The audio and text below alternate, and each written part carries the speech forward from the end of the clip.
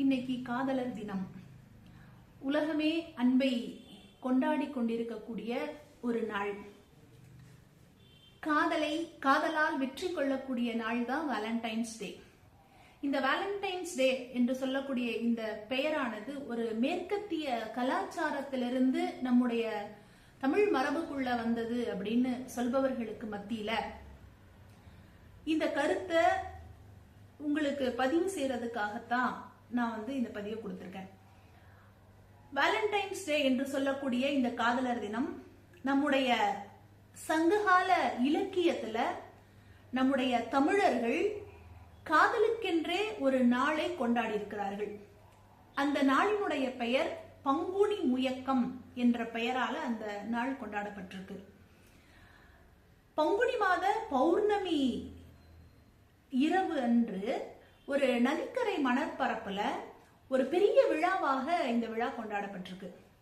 சோழ மன்னர்கள் பலர் இந்த விழாவில் கலந்திருக்காங்க. காமதேவனை கொண்டாடக்கூடிய ஒரு விழாவாக இந்த விழா இருந்ததுனால இதற்கு காம வேள் விழா என்று பெயர் சூட்டியிருக்காங்க. சிலப்பதிகாரம் இந்த விழாவை வில்விழா என்ற பெயர்ல அழைக்குது. நற்றிணை, அகநானூறு போன்ற இலக்கியங்கள் எல்லாம் இந்த கருத்தை நமக்கு பதிவு செய்திருக்கு. ஆனா நம்ம இதையெல்லாம் தாண்டி இந்த வேலண்டைன்ஸ் டே என்ற பெயர் மேற்கத்திய கலாச்சாரத்திலிருந்து நம்ம உள் புகுந்தது என்ற ஒரு ஒரு ஒரு பார்வையை நம்முள் விதைத்து கொண்டிருக்கிறோம். கொஞ்சம் கற்பனை பண்ணி பாருங்க. முழு நிலா இரவுல மணற்பரப்புல காதலர்கள் ஒருவரை ஒருவர் சந்திக்கிறார்கள். அப்படி சந்திக்கும் பொழுது அவர்கள் ஒருத்தர் பார்க்கறதுல கிடைக்கக்கூடிய மகிழ்ச்சியை விட அந்த நிலவினுடைய அழகு அவர்கள் பார்க்கும் பொழுது கிடைக்கக்கூடிய மகிழ்ச்சி அவர்களுக்கு அலாதியாக இருந்தது அப்படின்னு சொல்லப்படுது. அதே மாதிரி அவர்களுடைய சந்திப்பு என்பது வெறும் சாதாரண சந்திப்பாக அந்த நாளில் அவர்கள் அதை அமைத்துக் கொள்ளவில்லை.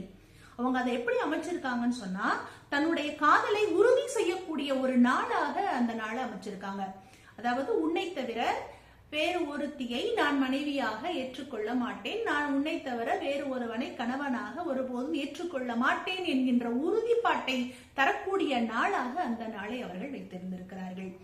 சங்ககால காதல் அப்படிங்கிறது இன்னைக்கு இருக்கக்கூடிய காதல் மாதிரி ஒரு உடனடியாக தோன்றக்கூடிய ஒரு ஆசை உணர்வாக அல்லாமல் ஒரு நீண்ட ஒரு புரிதலை ஏற்படுத்தக்கூடிய ஒரு விஷயமாக பார்க்கப்பட்டிருக்கு. அதுதான் சங்ககால காதல் நமக்கு சொல்லியிருக்கு. இப்போ வேலண்டைன்ஸ் டே அப்படின்னு சொல்லக்கூடிய இந்த வார்த்தை மேலைநாட்டு கலாச்சாரத்திலிருந்து நமக்கு வந்தது அல்ல.